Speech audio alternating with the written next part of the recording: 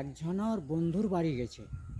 বলছে, বন্ধু দোকানে দুধ নাই, যে টাইমে আসছো লাল চা দেওয়া যাবে না, দুধ চা ছাড়া, দুধ চা ছাড়া লাল চা দেওয়া যাবে না। এবার আশেপাশে দোকানও নাই।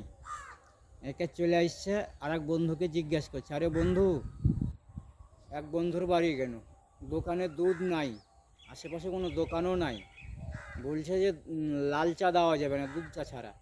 দুধ চা দেবো তো দুধ নাই, কোনো আশেপাশে দোকান নাই, তাহলে দুধ চার বদলি বন্ধুকে আমি কিস খেয়ে চলে আইনো।